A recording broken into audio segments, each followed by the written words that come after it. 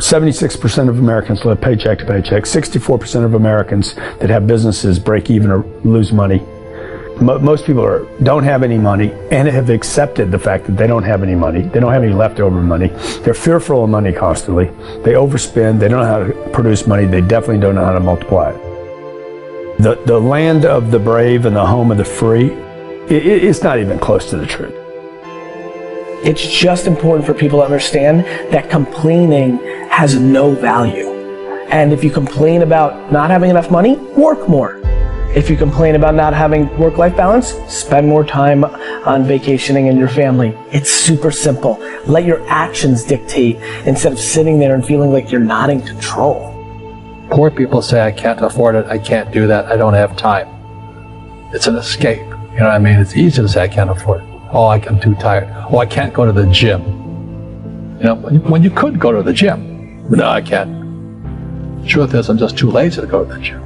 Money doesn't have value, right? And this is an important thing that most people don't immediately understand, is that money itself doesn't have value. Money is a vector for transmitting value. It's how you express value. But the value isn't in the money. It's in the product or service you bought with it. And it's in the labor you gave in order to acquire it in the first place. That's where the value comes from. There's nothing intrinsically valuable in the money. You shouldn't put money in a house. You should put money in your brand. You should put money in the marketing. You should promote yourself, not put money in where you and the kids live. Right. Why is that a mistake? Because it's dead money. I mean, it can't, a house can't make you money. A house does not make you money. The only reason people think a house makes them money is they're comparing it to, if I rent, that costs me money. But, you know, if you need to go to a hospital, you don't buy the hospital. You rent a bed to get out of there as fast as you can. If you go on a trip, you go to America and you want to go to Disneyland, you don't buy the hotel, you rent a room. And nobody thinks poorly of that. They're like, yeah, I'm gonna go there, use the place and get out. That's what you should be doing with your living. Find a place where you can rent, pay rent monthly. Don't own the house. And take all the money that you would have put in that house purchase, down payment, extra money, fixing it up, use all that money to improve your business and yourself so that you can get more money. Right? So I see so many people here like, I'm going to invest 300,000 pounds in a house to hopefully make $30,000, 30,000 pounds. I'm going to buy it for 300, or maybe I'll sell it for 600,000.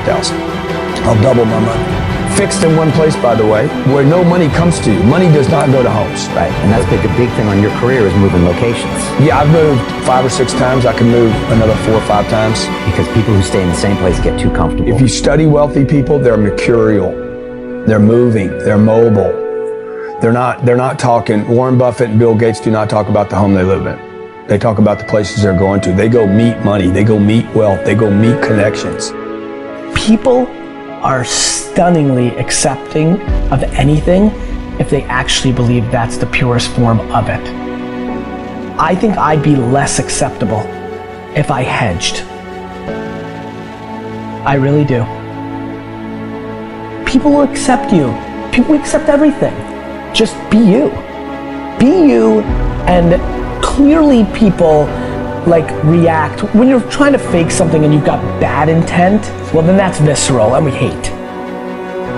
But I actually think we don't give love to the person that actually knows they have it and they're trying to fake it to conform. Hence why I won't adjust to this market all the way, because I don't think I'll be respected.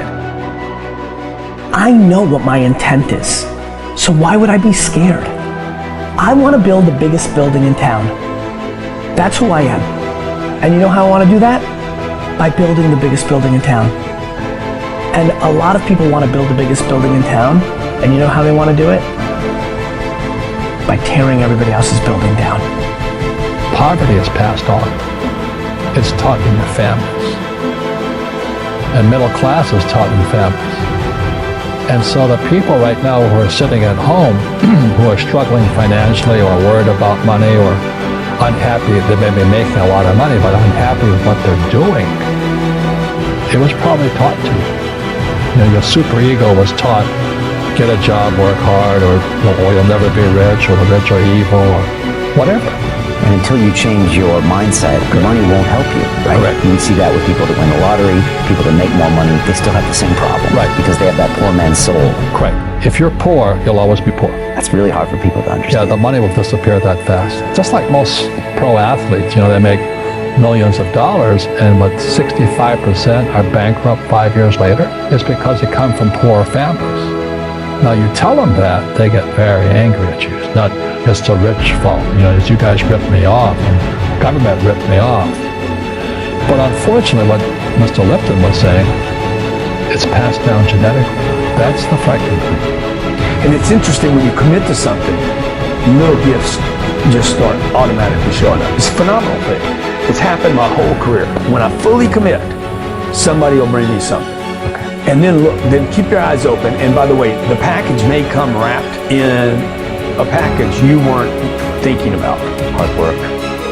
Or like a voice, or like a person, or maybe from a different direction than you thought, or an offering where you're like, you read something about this and that's not the thing. Like all throughout my career, it's come in weird kind of ways. If you ask for help and somebody shows up at the door, maybe invite them in. Okay. Regardless of what the packaging is or what you've heard about it or whatever. That's really been beneficial to me. Okay. How old are you? 44. I'm 40. Do you know how young we feel? When you were 26, did you ever think that this is what 44 felt like? No. You thought that was finished. Yeah. How old are you? You think a 40-year-old, when I was 25 years old, I thought a 40-year-old was finished. I don't even feel like I'm starting, right? Yeah, but when I was 26, I was in a rush. I understand. All of those guys and girls on the streets last night, when you say that to them, like that face kind of goes blank, because all the stuff they watch, MTV, music videos, it's all about the bling now, and the this now, and the this now. And MTV's tame. You start following people on Instagram, and it's a disaster. They're all pushing it's all about champagne and private planes, and you can get it too, and just sign up for my course, and everybody's falling for it. So I'm coming out, and first of all, I want to be historically correct. Nobody in 100 years is going to watch that video and say that I was full of crap. I like that, right? Number two, I want my legend to grow. I'm always fascinated by politicians and world figures. Like Winston Churchill, his brain continues to grow, right? I want that. When I'm dead, I want to be in the ground at peace knowing my legend's growing. I want that.